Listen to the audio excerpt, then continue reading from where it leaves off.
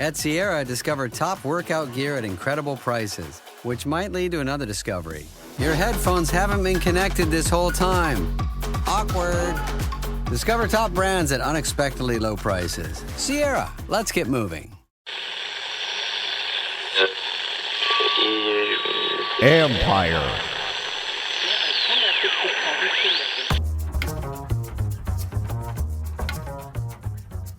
Hey, babies. Hey, babies and babies. Hi, everyone. How are we doing today? Happy snow day, everyone. Guess who's home from school again? Everybody. At least this one, I'm not going to complain about this one because it's actually like real snowstorm. I'm okay with that. I'm okay when it's real. Yeah, it's never a good feeling because, I still go into the station when I'm going into the station and it's starting. And that's never a great feeling of like, great, I'm going to sit here for 3 or 4 or 5 hours and it's going to be accumulation outside. And that's exactly how it was. Not that I drive, but I metro. So, yeah. I went on a small adventure last night because for reasons that are not worth explaining, Archer had one of his snow boots and not the other. And a parent had it. So I had to go get it. And so I decided to brave the snow and do it. And boy, you people who do brave it don't know what you're doing out there. Like people stopping in the middle of Wisconsin Avenue, just like stop doing that. Like go to a side. That's more dangerous. Isn't that scarier? Like, why are you doing this? So my daughter just got her learner's permit, which is amazing to say. Got a good lesson in this is what it's like when it's like this. Don't drive in this, especially not here where nobody knows what they're doing around here. Nobody knows. No, as I live in downtown Bethesda and I had to keep my head on a swivel the whole time because of said cars, because there's a lot of crosswalks for me to get to where I need to get to. And you're spot on. People did not know how to drive. No honoring of stop signs. It was chaos. So, and that was at 6 or 7 o'clock yesterday. So I can only imagine after that if it was worse. Yeah, we came to this realization he was missing a snow boot, so which means he can't participate in a snow day, which is going to be just a disaster if you have a 12-year-old. So I'm like, well, I can't go in the mornings. The roads are going to be terrible, so I'll just go right now. And then you just forget that around here, it's lawless, when people just have no clue what they're doing. So anyway, whatever. I've also had just as been PTSD Connecticut for me. I haven't had a winter like this here since I came back where it's butt cold 3 weeks straight or snowing more than usual or the snow sticks around for a while or we actually get real accumulation. Like I'm full PTSD in Connecticut this winter. It's been a crazy one. I was going to say the piles had only just left from the last snowstorm with this one starting. So I've lived here my whole life. This is actually like one of the, more heavy ones that I've had in my lifetime already. And it's still February. Yeah. I mean, the ESPN dreamers who want to go, I don't want to dissuade you from it. Like what you've seen this winter, that is every winter in Connecticut, and it starts in October and it ends in May. That's all of it. Like that's what it is. Not to, don't want to dissuade you, but if that ain't your thing, boy, you're not going to like it up there. It is real cold. All right, let's get to sports today. The sports. All right, AP's ready to make some moves. We have a lot of cap room, which I think needs to be put into context first for just a moment. They have 28 free agents. So it's not like all of that, like their roster is completely set. So you need to keep that in mind when you're thinking about the cap room that they have. They have 80 million in cap space. They also have to figure out half their roster. So that takes out a portion of this number that you think they can go spend because you have to fill out the roster. And granted, the bottom 10 to 15 players are going to be, veteran minimum or not expensive against the cap players. Still, they need to be accounted for. So think 20 to 25 million of this doesn't really exist when we talk about the potentially could happen here.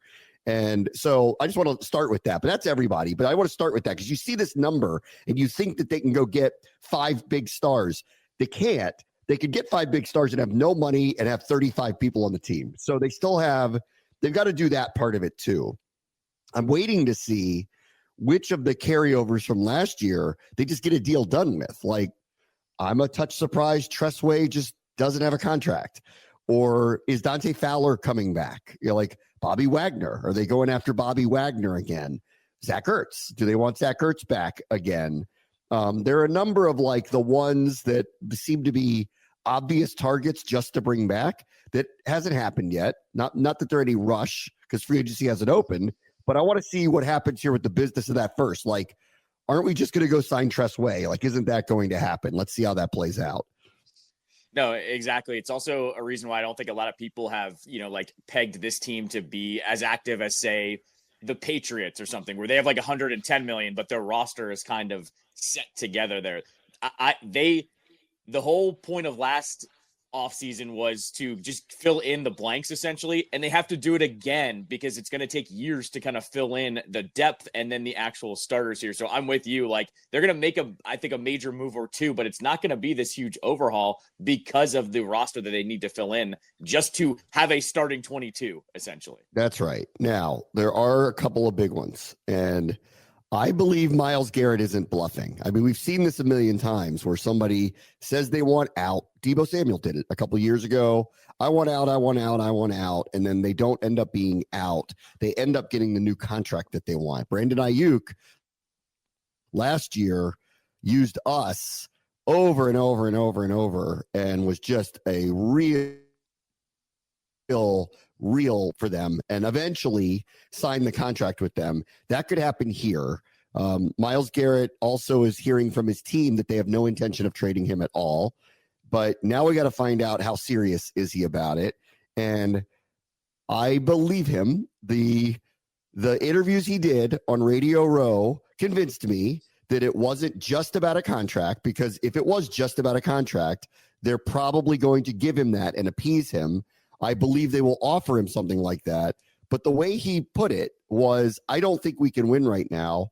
And I don't think he's actually wrong until they somehow get out of Deshaun. And that's not going to be this year.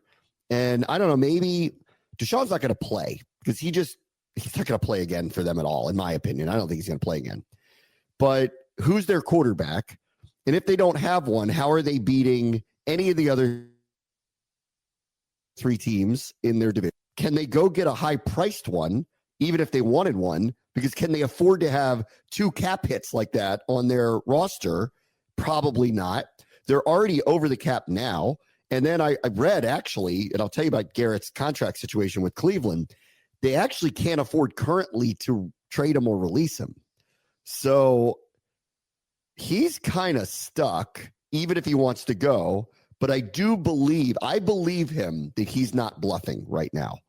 I know you were kind of in it in Radio Row, but he was straight up asked, is this about money? I think it was Eisen that actually asked him straight up. And he was like, a number of times about it. Yeah.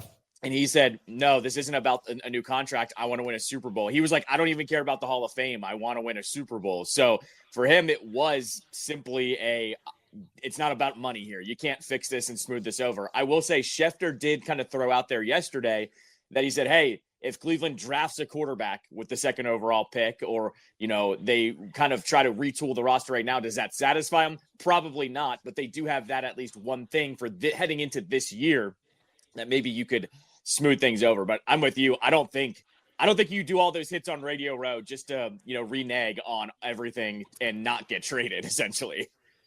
So I was reading Joel Corey, the former agent who writes for CBS, did a whole piece about Myles Garrett, and he listed like what the compensation has been in the past for players of his caliber. Jalen Ramsey, maybe at the time best cornerback in the NFL. They got 2 first-round picks and a 4th-round pick for him. For Jamal Adams, at the time considered, doesn't seem like it now, but at the time considered one of the best safeties in the NFL. 2021 first-round pick, 2021 third-round pick, 2022 first-round pick, and there was a couple of swaps on that as well. Khalil Mack, this goes back to 2018, but similarly, like Myles Garrett, maybe not exactly his level, but among the best edge rushers. And this is now 6-7 years ago, so it's a long time.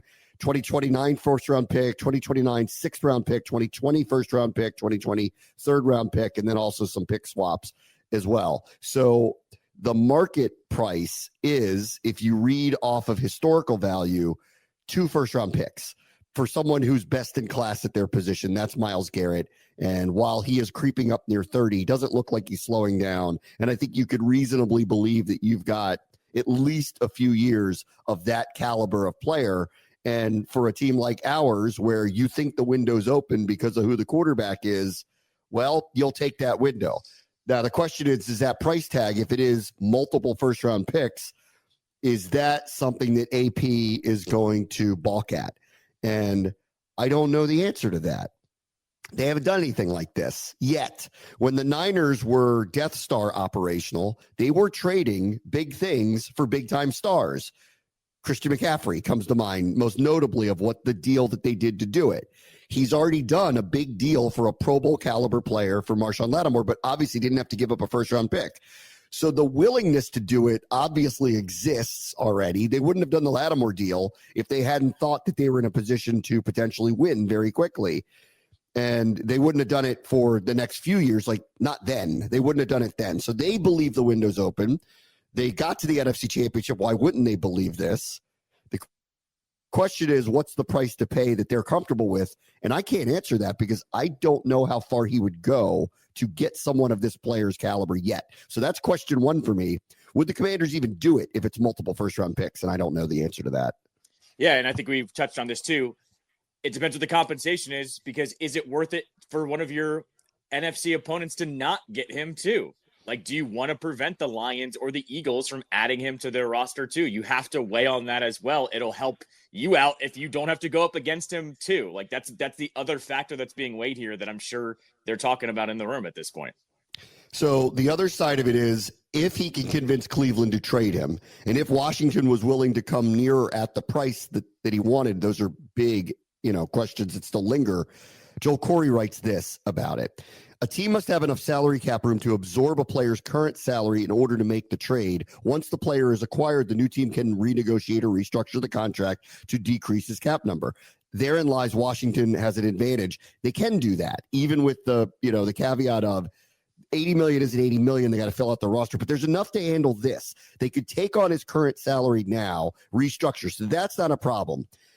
Fitting Garrett into another team's salary cap isn't the biggest impediment, though, besides Cleveland's unwillingness to part with him. It's the cap consequences that the Browns have by trading him.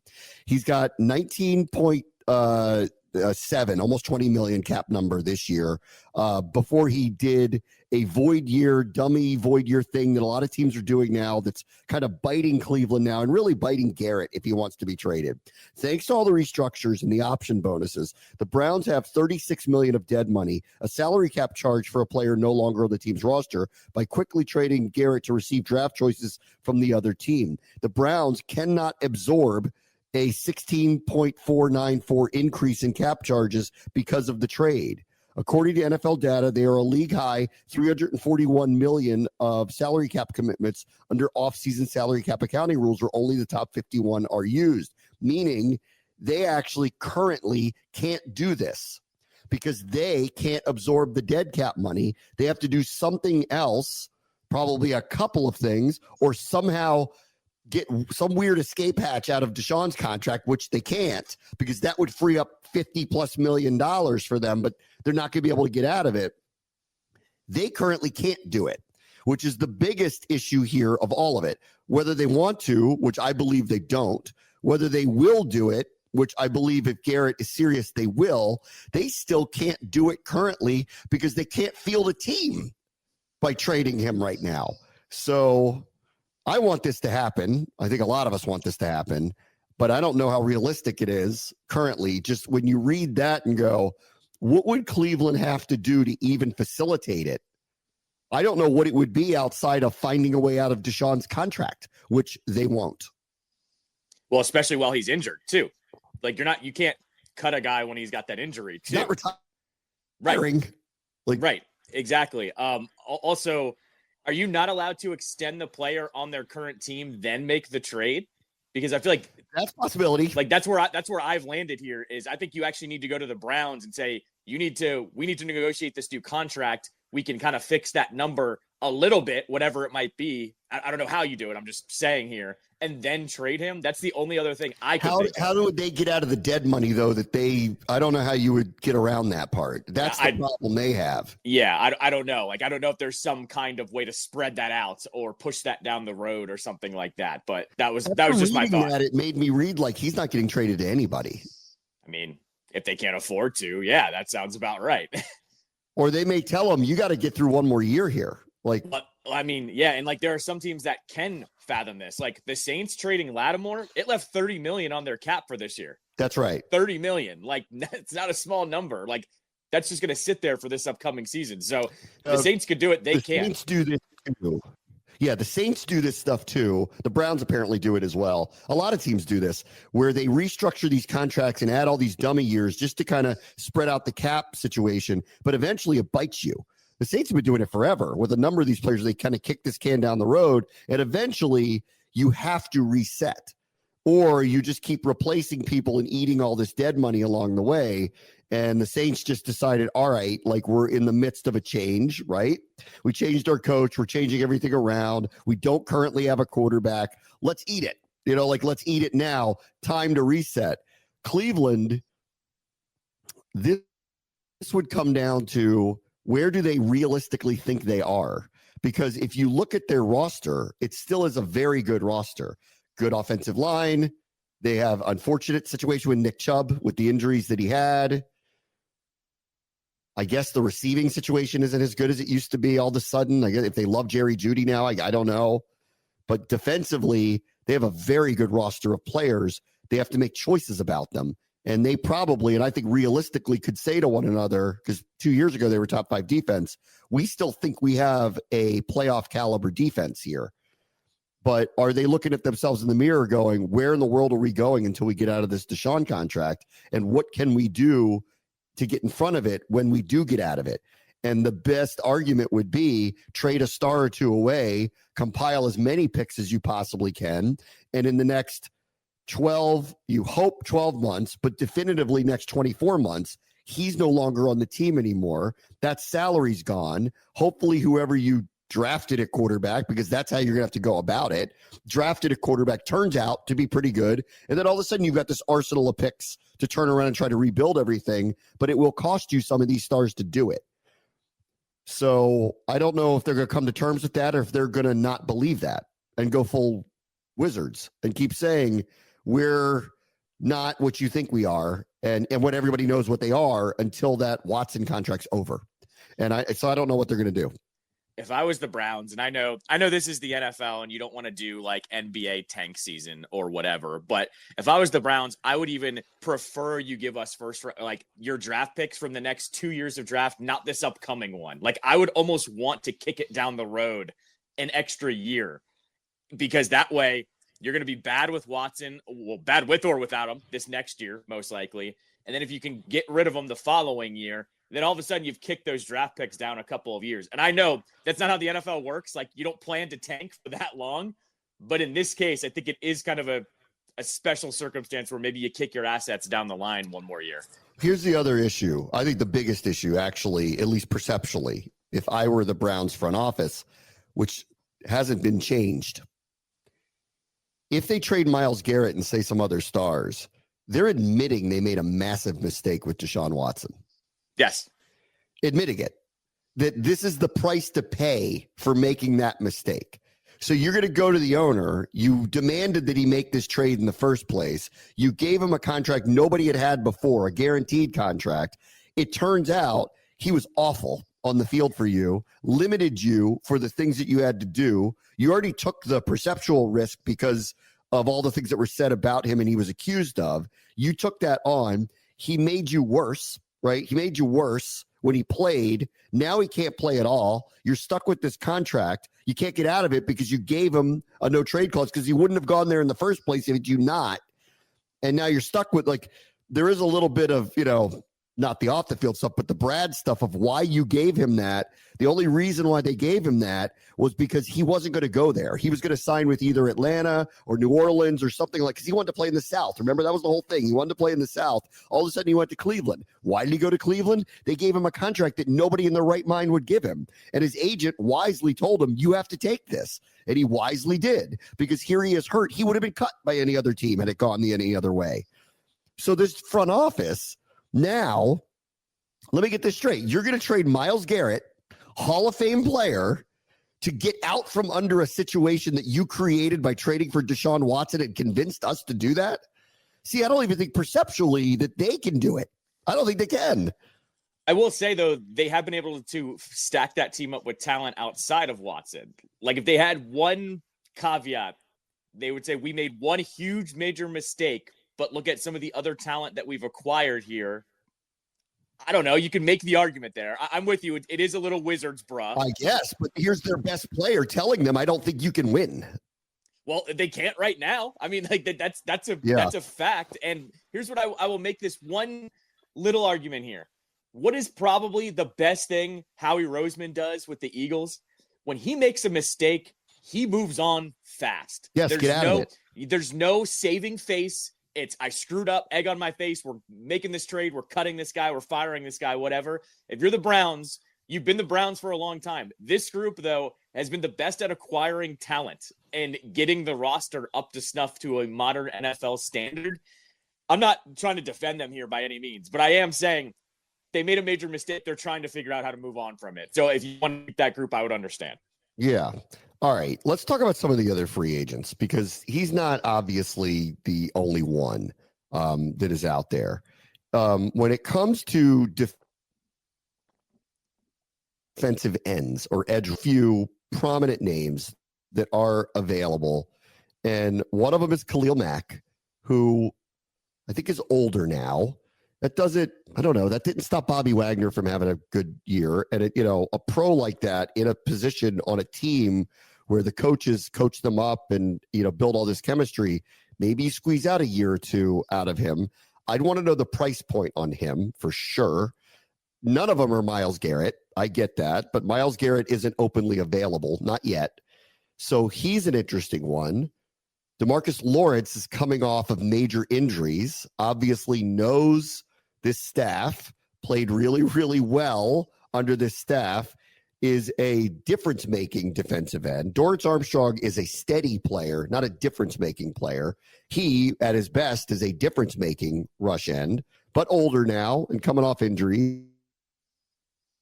I think it'll be very telling. He's interested in him or not. I think it'll ought to kind of tell you how Quinn and Witt feel about maybe where he is in his career if they don't ask Peters to go after that. And those are kind of the ones that are out there that wouldn't be this price point. And you also don't have to trade for, like Myles Garrett. So, and I don't want to hear about Chase Young. That's don't start with me on that. Like, that's not happening. And he's got long-term injuries that I think he's dealt with, and I was happy to see him playing the way he was playing in New Orleans, but I don't think we need to reboot that story personally around here. I think we've moved on from a lot of things. So that's kind of it. If you're looking for an edge rusher, it will be older. So you're asking, do they have anything left in the tank again, which we did with a few of the guys that were reset here, or do you take a swing and try to get Myles Garrett? That's your choices. I've been leaning towards not trading for Garrett only because I want Adam Peters to cook in the draft. If you look at how he did at the top of the draft last year, he nailed it. The only one at the top of the draft that you could consider a miss is Ben Sinnott, but we still don't know what he is or isn't on the field yet. But if you look at all the top picks, he nailed them. There are still so many holes on this roster that I think he should just go through the draft. But I still keep saying this. If the asking price is something you're comfortable with Garrett and it prevents the Lions or the Eagles to get him, I think you do it. But I'm leaning towards not making a trade. I'm leaning towards sign one of these guys in free agency and hope too that the whole brotherhood Dan Quinn thing rejuvenates some of these guys, right? Like Zach Ertz said, he likes playing football again. Bobby Wagner came here and enjoyed his time playing here, and hopefully he comes back. Maybe you hope that you sign Khalil Mack and you squeeze that extra year out because it rejuvenates him a little bit. So I'm leaning towards free agency on this one, only because the roster is just still too in flux to give up draft picks, in my opinion. And if he does go and make the trade, he's going to have to fill it up some other way. So good luck either way that he has to go. Yeah, the other name I forgot is Josh Sweat, the Eagles defensive end. I don't know what the price is going to be for him, but it's like kind of just known that he's not coming back because he didn't play much this year. Bryce Huff was signed by Philadelphia, so I'm expecting the expectation is they're going to have him kind of plug in, and they're not going to pay Josh Sweat this amount of money, knowing what's coming down the road with these other players. So they're going to shake his hand, give him a ring, and say thanks for your service and let him go. What's the price on him? So if the open market is Garrett's not really available, Khalil Mack's older, DeMarcus Lawrence coming off injury, he might be the best option on the market at defensive end, which is a sweet spot for him and his agent to get probably more money than I think he's worth. So I'm not paying him top money. So he's kind of off my list unless there's a deal to be had, but I got a feeling there isn't. This is always the most dangerous part of free agency too, where he's the best one available via free agency, and he's going to get money that he shouldn't get. Like, I'm happy he's going to get that money, but this is where you run into the problem of signing these guys as free agents. You don't want your team to do it. You want your team, you don't want your team to overspend on anybody, really.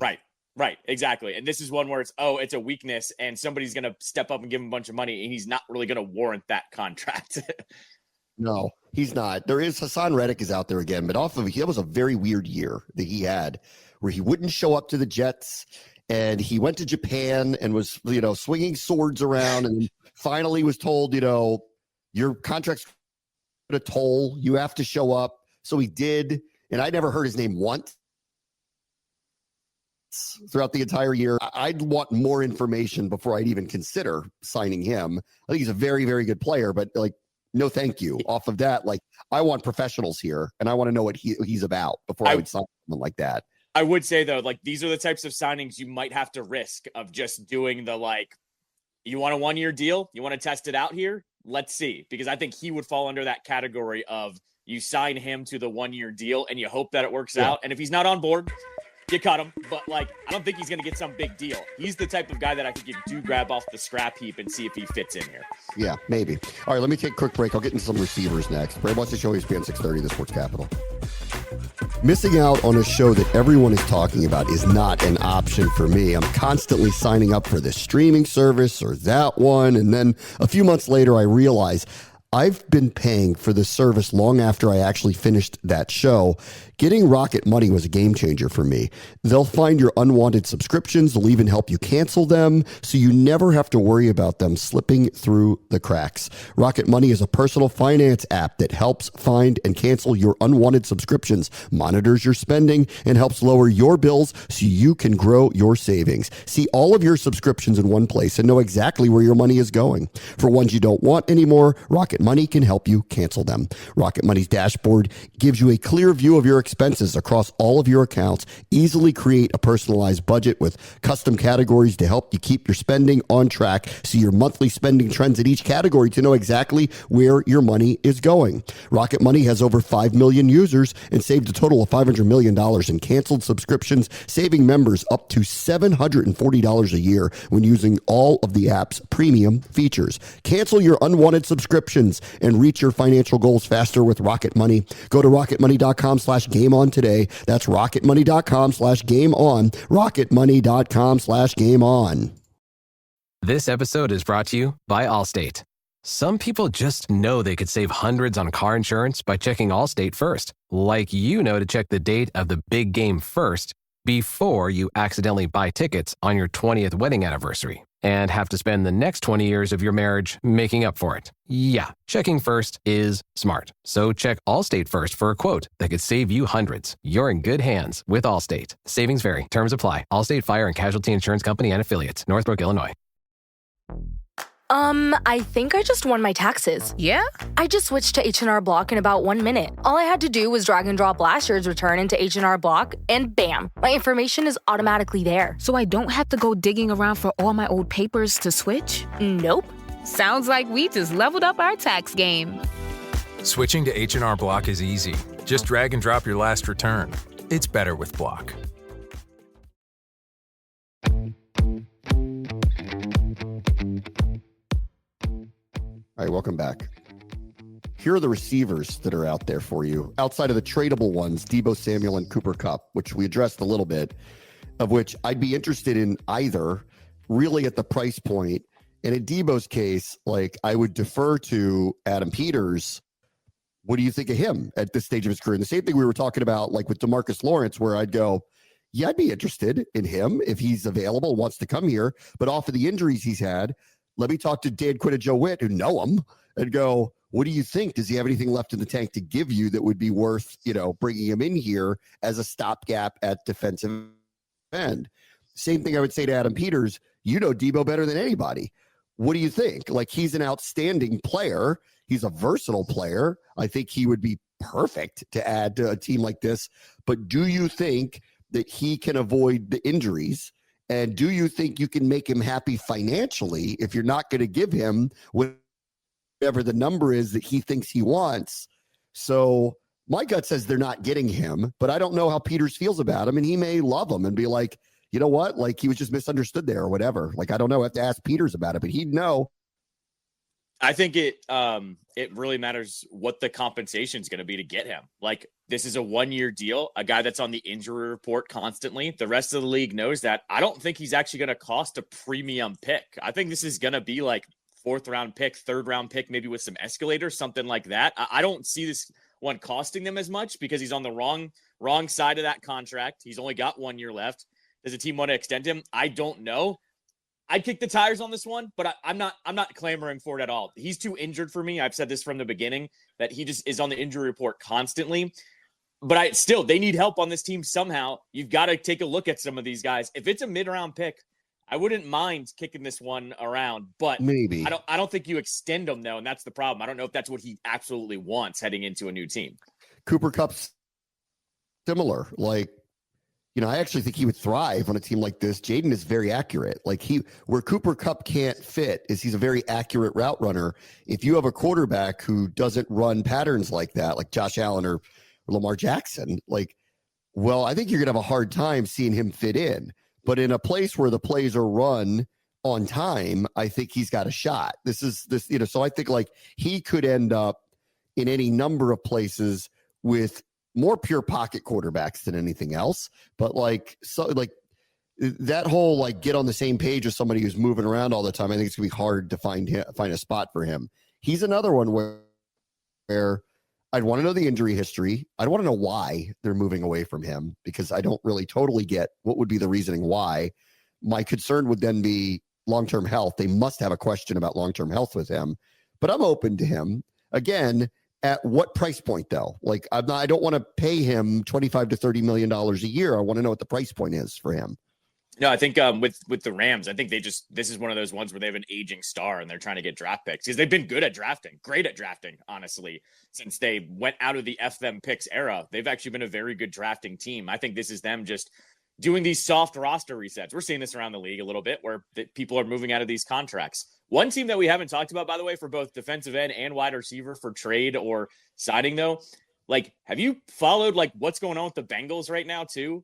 They obviously are going to let Higgins walk. They could tag him. And the tag number is only 26 million this year or something like that. They're starting to get these rumblings of Hendrickson. He's entering his final year of his deal, and he led the league in sacks last year. You and I have talked about this. The Bengals are notoriously cheap. And then you also want Chase. Chase said he wants to be the highest paid wide receiver in the entire league. I'm just saying that whole frame. I agree. No, 100%. Yeah. I agree. But you and I both know how the Bengals have acted in their entire franchise's history. They're cheap. I think they're one of these teams that you got to watch, because do they do something weird with all of those players and just say, Burrow, have at it? Good luck with whatever we throw you there. I'm just saying, both wide receiver market and somebody that can rush the passer. I think they're an interesting one to pay attention to this offseason. Here's what I think. I don't think they can trade Jamar Chase. I think they need to re-sign him. This is a Luka thing. Go look what's happening in Dallas right now. People are going to freak out on you. And the person who's going to freak out most is the quarterback. And that's the last thing you want. He did the rounds on Radio Row too and made it very clear that he wants all of them back. Yes. Now, that's unrealistic. He's not going to get all of them back, partially because they can't afford to have all of them back. But you cannot lose Jamar Chase. He may be the best receiver in the NFL right now. So I think the Bengals are going to suck it up because they probably don't want to do this, but they're going to pay him, whatever it takes to get him. And it's going to be probably the biggest contract for any receiver ever, until it gets passed by somebody else. With Higgins, I think they're going to turn around and maybe they'll franchise him and maybe not. Maybe they'll let him walk. I mean, personally, I would try to trade him, I would try to get something for him. I guess you get the compensatory pick if he walks out the door. So there's that too. But I would want to sign and trade him if I could, if that was possible. But I don't think you're getting both. That's why I think Higgins is going to be on the market. And as far as Hendrickson goes, I think they need to bite the bullet on him and give him what he wants to keep Burrow happy. Because if you have some kind of fire sale of your stars, the person who's going to be most pissed is Burrow. And then if he leaves, you guys are done. Like forget it. Like, you think what's going on in Dallas is crazy right now. Go ask them if you said, listen, we're just going to get rid of Chase and Higgins because we can't afford to have them. And then Burrow gets pissed and goes, me too. Oh, man.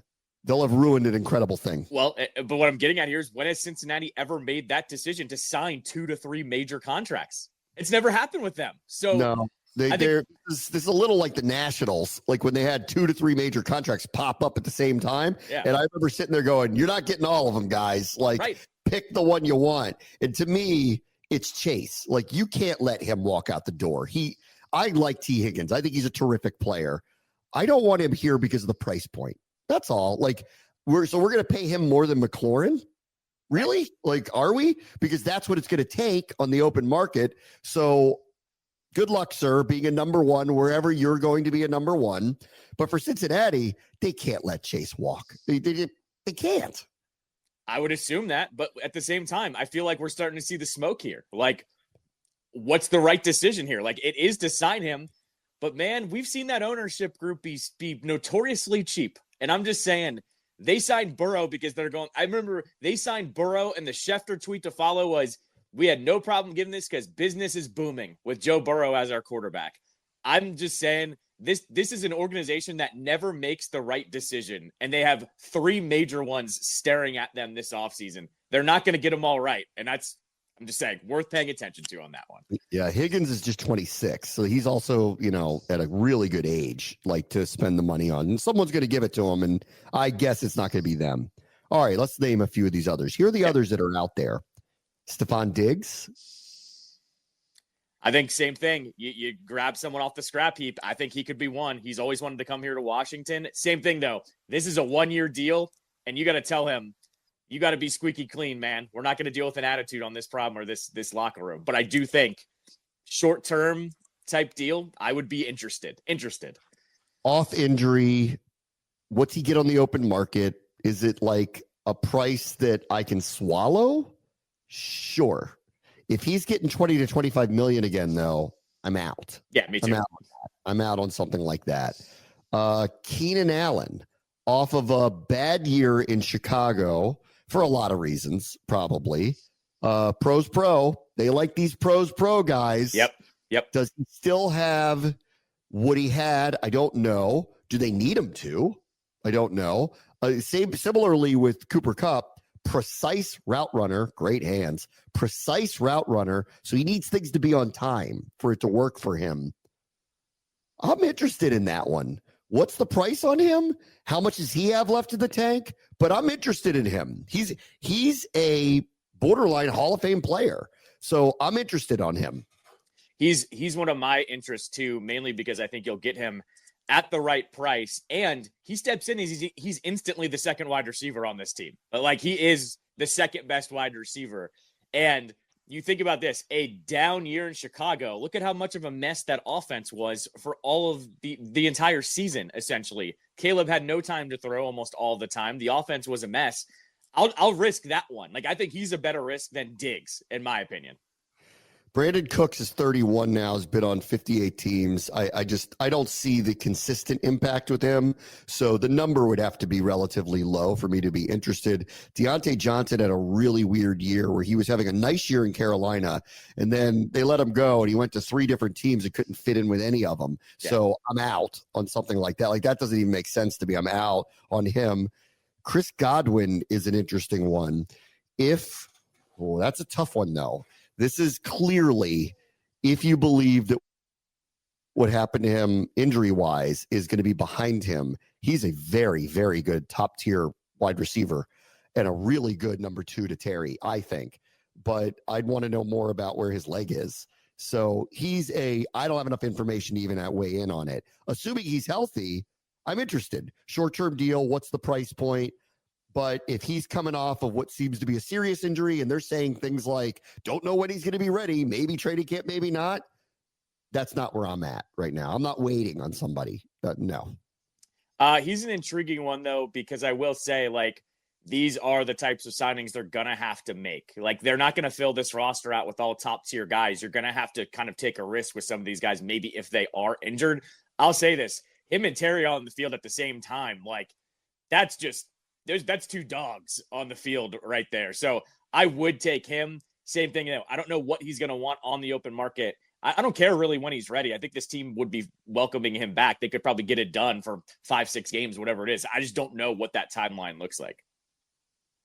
The other last one that's like a top tier receiver player is Amari Cooper, who, again, Quinn and Witt would know what he's about. He's a difference-making speed receiver down the field.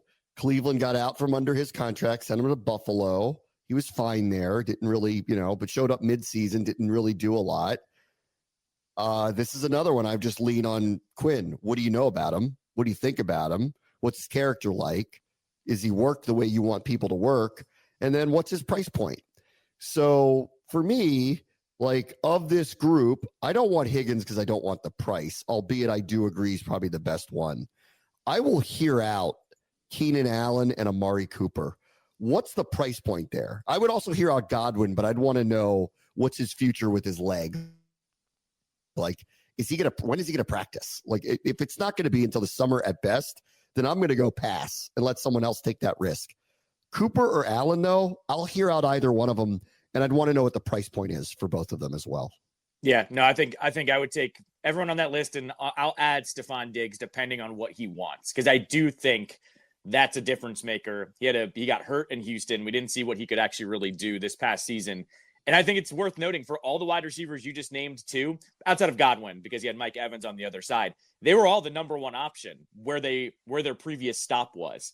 And so you pair them with McLaurin. One of them is going to have a better matchup than they had last year, period, every single play. So that's what I would argue on everyone that we just named. Things will open up with whoever they sign and to put them across from 17. The other choices they need to make are their own. Like, do you bring Noah Brown back? Do you bring Diami back? Do you bring Zacchaeus back? They have serious decisions to make on their own. But I think we can all agree that a clear another primary number 2, whatever you want to call him, target is necessary. And that some money is probably going to be spent here. And I would bet a mid-round draft pick is going to be spent on a wide receiver as well. I wouldn't be surprised. Yep. All right, let me take a quick break. Brave Watch the Show, ESPN 630, the Sports Capital.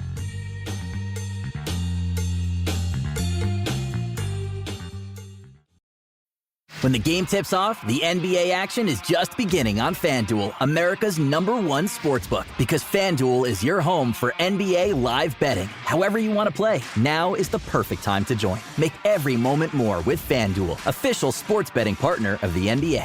21 plus and present in Virginia. First online, real money wager only. $5 first deposit required. Bonus issued is non-withdrawable bonus bets which expire 7 days after receipt. Restrictions apply. See terms at sportsbook.fanduel.com. Gambling problem? Call 1-800-GAMBLER.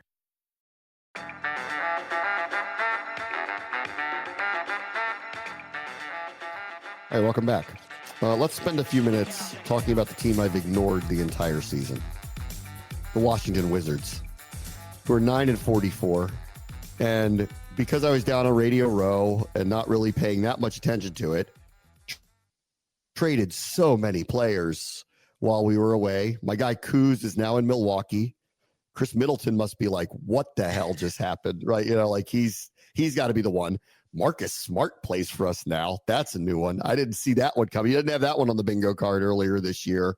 The other day I saw their box score where they played 9 players and they were all in double figures, which I thought was really, and they still lost, but they were all in double figures. So they're posting weird stats and they were maneuvering people as I would have expected.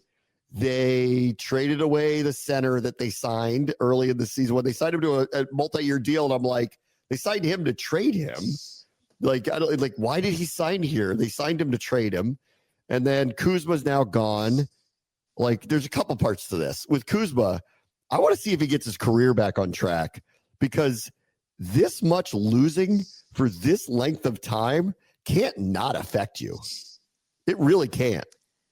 Well, with Kuz too, Kuz went like down this year too. Like, he was not the same player this season. And so I always thought, though, I told you the second they re-signed him, they just re-signed him to trade him anyways. Like, that contract was only so we could control him. And then they ended up moving him anyways. We're not finished DC or whatever. I was like, guy, don't worry about that. You'll be gone before that contract's up. Don't worry. I'm not surprised at that one. I will say that, like, the reports coming out is that they like Chris Middleton. Like, he has a player option heading into next year that they basically want him to be the captain for these young players. That's what the report was out of The Athletic. So they actually think that Chris Middleton's going to be the leader moving forward. So did they ask him that? Yeah, right. Exactly. Like, we think you're going to be the captain. And he's like, because you don't have one. Right. Correct. And by the way, I just got here yesterday. He's going to get, here's my estimate with him, by the way. He has a play. That was their roundabout way of saying he has a player option for $29 million next year. He's going to take that because no one's going to pay him $29 million. And then he's going to get traded at next year's deadline. Like, that's what's going to happen. When there's not a lot there. And so they're going to basically tell him you're a hostage for a year. And he's going to go, fine. Yeah, because they're like, you have to take the player option. You have no choice but to take it. You're not going to go in the open market. You're a hostage here for a year. So you're our captain. Correct. Exactly. As far as Kuz goes, Kuz is Brad light for me. We like Kuz. Everybody likes Kuz, but I don't think he's going to be a difference maker on that team. And here's what actually came out. Like, I know you were on Radio Row, so you were football focused. David Aldridge wrote this up too. Milwaukee sneakily, they weren't really trying to get better. They were trying to get down to the one level below the luxury tax. The trade essentially saved them like some exorbitant amount of money for the rest of the season that they kind of just maneuvered. Okay. Yeah, like they maneuvered some assets to save themselves like $50 million. You know what? Like, when you go out and you get Damian Lillard and you add him to Giannis and it does chip, I actually don't blame the owners when they go, you know what, we're going to make a move that's going to like maybe make us a little bit worse, but probably not by much, and save us a ton of money. This is one time where I go, good job, owners. I got no problem that you did that. It'd be one if you guys were like 44-10, I would be like, don't do anything like that, but you're not. Yeah, so that was one where I went, okay, this one actually makes a little sense. The Wizards are kind of done with Kuz. You want to roll the dice, you get Middleton back, you save a bunch of money in the process. This was actually just one of those NBA kind of junk for junk trades to like benefit both teams. So I didn't look too much into it. I'd love to hear an interview with Kuzma after the fact at some point, just to get his position on, like, because he was a good soldier for them. Sure. He was a really good player. And I remember, like, when they first acquired him, they started playing a lot. I'm like, he's your closer, not Brad, actually. Yep. Like, he's your better player. But you lose so much. I wonder if he'll ever be the player he was before. Probably not. Like mentally, is he just shot after being this? Middleton's going to be okay. So Middleton we're stuck with him for a year. He's stuck here for a year. Marcus Smart's probably waiting out the year to figure out what to do. And then again, it goes back to, okay, you're compiling all this stuff, but I look at the roster and I go, who exactly are you building around that is your Shea? Who's the North Star? When you tell me this is Oklahoma City, who's the North Star? I still don't see it yet. So I'll trust the process. Well, the process is not to me right now, delivering in a way that makes me believe in any kind of future plan. But, what do I know? In 2 years, if you guys are 44-9, I will say I'm sorry to you. Well, it's manifesting right now. You have the record posted on the show right now. It's 9-44. Whoever they get this year is supposed to be that player. Like, once again, I am not one to bitch about what the Wizards are doing here. I've complained my entire life about them not doing this. So they're tanking. They're doing it in a year where this Cooper Flagg guy could be the franchise-altering player. Yeah, I'm okay with this. I'm not going to bitch about it during the process. That's all I'm getting at. Thank you, Michael. I'm so wonderful that you're on my side. Would you rather have them middling again? I wouldn't. So I'm good with this. They suck. They're the worst team in the league. This is exactly what I asked for. I'm going to start following you on Twitter again. He already does. I don't follow Bram. Never. I never would. All right, everybody. Talk to you tomorrow. Bram watches the show. ESPN 630, the Sports Cast.